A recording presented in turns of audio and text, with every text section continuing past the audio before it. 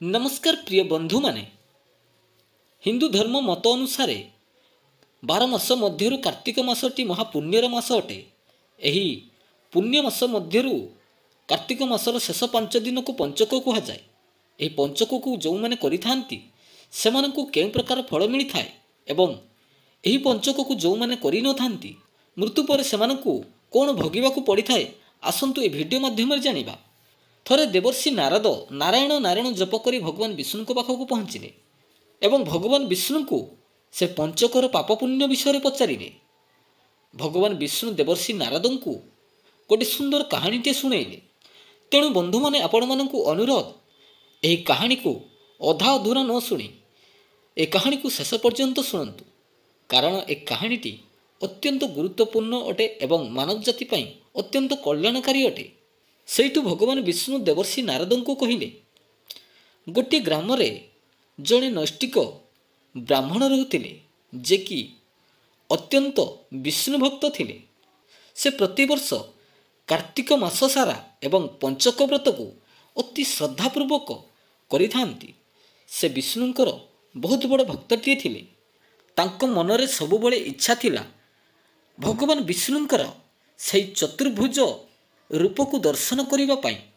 तेणु से दिने पंचकर शेष दिन रे तेणु से मनरे निष्पत्ति करी घर बाहरी पड़िले भगवान विष्णुंकर से चतुर्भुज रूप को दर्शन करिबा पाई। से राति रे किछि बाट चलिला परे मने मने भाबुथिला आउ किछि बाट गले से विश्राम करिवे, किंतु हठात तांको आगरे गोटे पिशाचिनी आसी आविर्भाव होई गला। पिशाचिनी को देखि ब्राह्मण जनक अत्यंत भयभीत होई गले एवं सांगे सांगे तांको पाखरे थिबा तुलसी पानी को से ता उपर को फिंगी देले।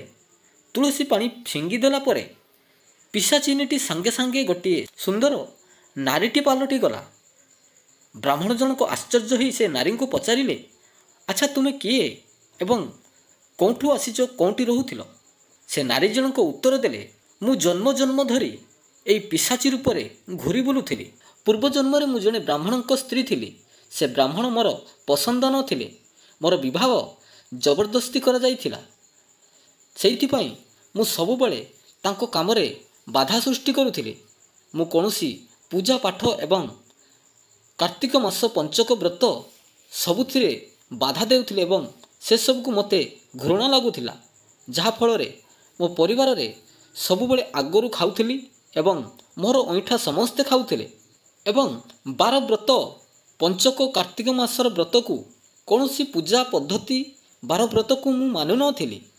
दिनकर कथा गोटे जगार किछि स्त्री लोक माने पंचक करुथिले। मु सेमानंक पूजा पद्धति रे विघ्न साजिली। सेमानकर पूजा सामग्री जिनिष फलमूल धूप नैवेद्य सबू फपाड़ी देली। सेठु स्त्री लोक माने अभिशाप देले, ए जन्म रे तू जो पाप करिचु तते मृत्यु परे पिशाची जन्म मिलिबो। जन्म जन्म धरी घूरी बुलिबु।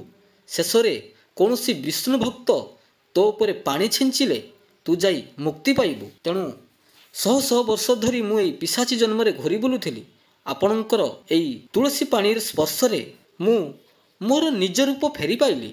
सेठु भगवान विष्णु देवर्षि नारद को कहिले, जो माने श्रद्धापूर्वक मनरे राग अहंकार द्वेष कलह एवं अहंकार न रखी जो माने एही व्रत को धारण करिथांती सेमानंकर मृत्यु परे सेमाने वैकुंठ धाम को जाइथांती एवं एही 12 व्रत को जो माने अपमान करंती एवं बाधा सृष्टि करिथांती सेमानंकु शह शह जन्म पर्यंत मार्जार एवं पिशाची जन्म मिली थाए।